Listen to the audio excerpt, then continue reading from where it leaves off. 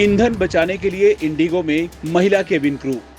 छोटी छोटी चीजों पर ध्यान देकर बन गई देश की सबसे बड़ी एयरलाइंस कंपनी।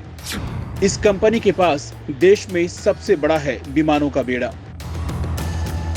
दुनिया में 10 में से 7 एयरलाइन या तो घाटे में चलती हैं या फिर दिवालिया हो जाती हैं, और इन आंकड़ों की पुष्टि करती है देश में बंद हो चुकी दर्जन भर से ज्यादा एयरलाइन कंपनियां। इस बीच देश की सबसे बड़ी एयरलाइन कंपनी इंडिगो की कहानी थोड़ी अलग है। इंडिगो के सोशल मीडिया अकाउंट पर लिखा है, अफोर्डेबल, ऑन टाइम और हसल फ्री, यानी सस्ती, समय पर और बिना परेशानी की यात्रा। विशेषज्ञों के मुताबिक यही इसकी सफलता की वजह है। इंडिगो इन दिनों एविएशन इतिहास की सबसे बड़ी डील के कारण सुर्खियों में है। इंडिगो ने एयरबस को 500 एयरक्राफ्ट का ऑर्डर दिया है। अगले 1 दशक में इंडिगो के पास 1000 विमान आएंगे। कंपनी की 2030 तक अपने बेड़े को 600 करने की योजना है। इस लिहाज से हर साल 40 से 50 एयरक्राफ्ट बेड़े में शामिल होंगे। इंडिगो एविएशन लिमिटेड अगस्त 2006 में शुरू हुई थी। इसके पीछे 2 दोस्त थे, राहुल भाटिया और राकेश गंगवाला। दोनों की 1985 में यूनाइटेड एयरवेज के हेडक्वार्टर में मुलाकात हुई थी। गंगवाल वहां काम करते थे। राहुल ने एयर ट्रांसपोर्ट मैनेजमेंट के लिए इंटरग्लोब एंटरप्राइज नामक कंपनी बनाई। इस बीच एयरलाइन शुरू करने का मंथन चलता रहा। गंगवाल एयरलाइन बिजनेस शुरू करने के पक्ष में नहीं थे। आखिरकार राहुल ने उन्हें मना लिया। दोनों के बीच तय हुआ कि भाटिया पूंजी लगाएंगे, नेटवर्किंग करेंगे और राजनीतिक संबंध बनाकर चीजों को व्यवस्थित करेंगे। वहीं गंगवाल बिजनेस के साथ एयरक्राफ्ट से जुड़े मुद्दे देखेंगे। इंडिगो बनी तो राहुल भाटिया की 51.12% और राकेश गंगवाल की 48% हिस्सेदारी थी। बाद के वर्षों में दोनों के बीच विरोधाभास रहे और फरवरी 2022 में राकेश गंगवाल ने इस्तीफा दे दिया। इंडिगो ने हाल ही में एयरबस के इसी मॉडल 1320 नियो के 500 एयरक्राफ्ट का ऑर्डर दिया है। छोटे विमानों में वह दुनिया का सबसे एडवांस्ड एयरक्राफ्ट है।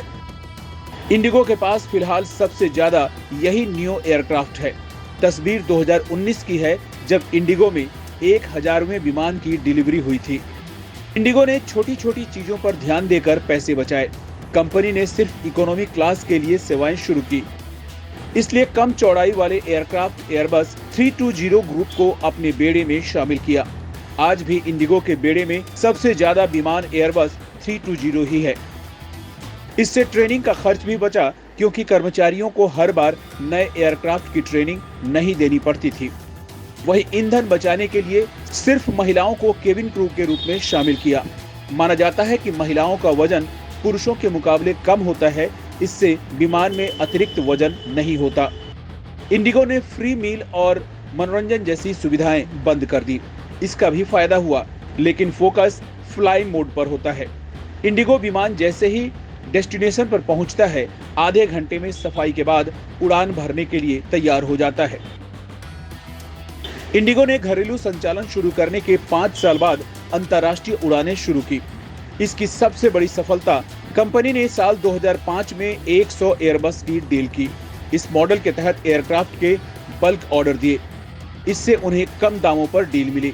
इसके बाद तुरंत उन विमानों को महंगे दामों पर लेसर कंपनी, जो कोई वित्तीय कंपनी थी, को बेच दिए और वापस उन्हीं से किराए पर वो विमान ले लिए। इससे कंपनी को मुनाफा हुआ और टैक्स की बचत भी हुई। इस डील के तहत एयरक्राफ्ट मेंटेनेंस जिम्मेदारी उत्पादक कंपनी या इसकी असली मालिक लेसर कंपनी के पास आ गई। इंडिगो ने अधिकांश बल्क डील इसी तरह की।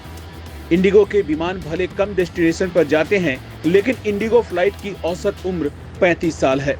यह साल में कंपनी अधिकांश विमानों को रिटायर कर देती है। इंडिगो को 2023 में एशिया की 5वें सबसे बड़ी वापसी की पहचान मिली।